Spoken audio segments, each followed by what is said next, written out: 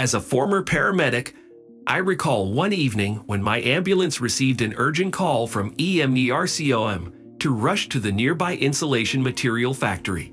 It was around 10 p.m., and they reported hearing human screams from the site. Although it was not standard protocol to wait for backup, our duty manager approved the request as we had ample resources available. Consequently, we proceeded to the factory to stand by. The scenario seemed straight out of a horror novel. Apparently, an individual had fallen asleep inside an abandoned bomb shelter in an old factory. He appeared to be either delusional or possessed as he kept shouting the word "no," along with profanities. The factory janitor hardly ventured into that area, but he happened to be there when he heard the man's screams. He shone a flashlight and spotted debris, prompting him to alert EMERCOM. However, by the time we arrived, the wailing had stopped, and everything was eerily silent.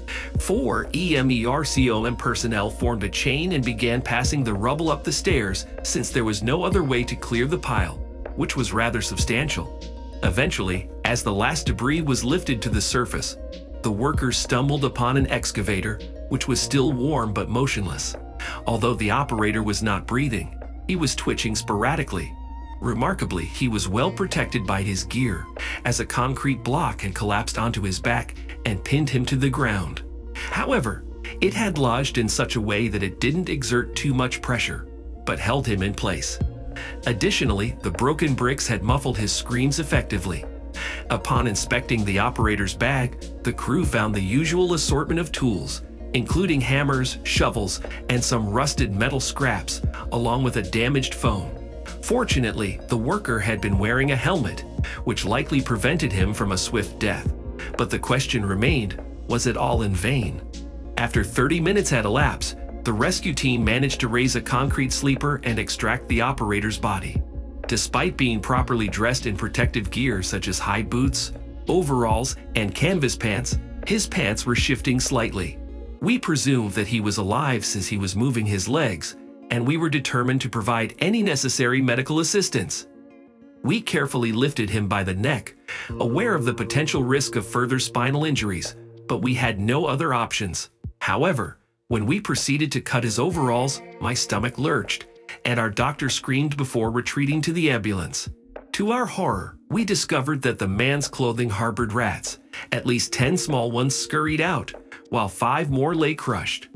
The rodents had nibbled on his flesh, creating deep wounds that we could stick our fingers into, though not down to the bone. Blood oozed out, some of it having already coagulated. We could infer that the man had been lying there for roughly 2 days, while the vermin slowly consumed his legs, taking breaks between meals. The operator was immobile, likely due to compression of the spine. Unfortunately, he had not survived long enough to be saved, likely due to the painful shock, blood loss, or internal hemorrhaging. In the end, we contacted the authorities to transport his body, while we left to complete the task at hand. Our doctor was later transported to a clinic, presumably due to the traumatic experience. Despite the incident, the news did not appear on any local television stations or websites. Nevertheless, various rumors began to circulate far from the actual truth, including stories about cannibalistic rats and mysterious monsters.